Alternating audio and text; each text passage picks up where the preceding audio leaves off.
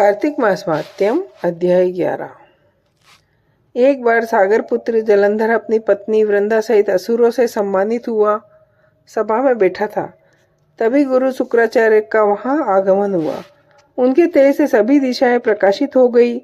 गुरु शुक्राचार्य को आता देखकर सागर पुत्र जलंधर ने असुरों सहित उठकर बड़े आदर से उन्हें प्रणाम किया।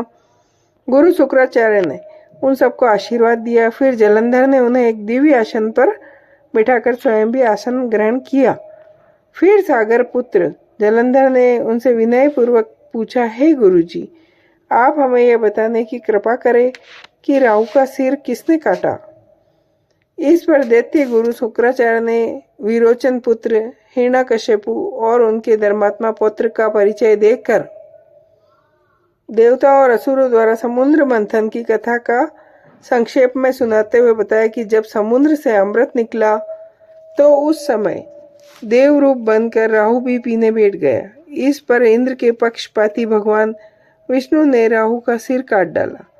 अपने गुरु के मुख से इस प्रकार के वचन सुनकर जलंधर के क्रोध की सीमा न रही।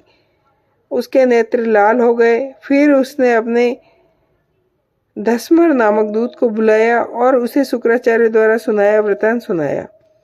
तत्पश्चात उसने धस्मर को आज्ञा दी कि तुम शीघ्र ही इंद्रपुरी में जाकर इंद्र को मेरी शरण में लाओ। धस्मर जलंधर का बहुत आज्ञाकारी एवं निपुण दूत था। वह जल्द ही इंद्र की सुधर्मा नामक सभा में जा पहुंचा और जलंधर के शब्द में इंद्र से बोला, हे देवता धाम, तुमने समुद्र का मंथन क्यों किया और मेरे पिता के समस्त रत्नों को क्यों ले लिया। ऐसा करके तुमने अच्छा नहीं किया।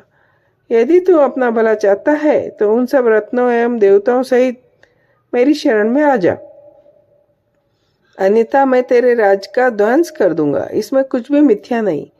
इंद्र बहुत विस्मित हुआ और कहने लगा, पहले मेरे भय से सागर ने सब पर्वतों को अपनी कुक्षी में क्यों स्थान दिया और उसने मेरे शत्रु दैत्यों की क्यों रक्षा की। इस कारण मैंने उनके सब रत्न हरण किए हैं। मेरा द्रोही सुखी नहीं रह सकता, इसमें संदेह नहीं। इंद्र की ऐसी बात सुनकर वह दूत शीघ्र ही जलंधर के पास आया और सब बातें कह सुनाई। उसे सुनते ही दैत्य मारे क्रोध के अपने ओठ फड़फड़ाने लगा और देवताओं पर विजय प्राप्त करने के लिए उसने उद्योग आरंभ किया। फिर तो सब दिशाओं पाताल से करोड़ों दैत्य उसके पास आने लगे। सुम निशुम आदि करोड़ों सेनापतियों के साथ जलंधर इंद्र से युद्ध करने लगा। शीघ्र ही इंद्र के नंदनवन में उसने अपनी सेना उतार दी। वीरों की संग ध्वनि और गर्जना से इंद्रपुरी गूंज उठी। अमरावती छोड़ देवता उससे युद्ध करने चले। भयानक मारकाट हुई। असुरों के गुरु आचार्य शुक्र अपनी मृत संजीवनी विद्या से और देवगुरु बृहस्पति द्रोणागिरी से औषधि लाकर जिलाते रहे। इस पर जलंधर ने क्रुद्ध होकर कहा कि मेरे हाथ से मरे हुए देवता जी कैसे सकते हैं। जिलाने वाली विद्या तो आपके पास है। इस पर शुक्राचार्य ने देवगुरु द्वारा द्रोणाचार्य से औषधि लाकर देवताओं को जिलाने की बात कही।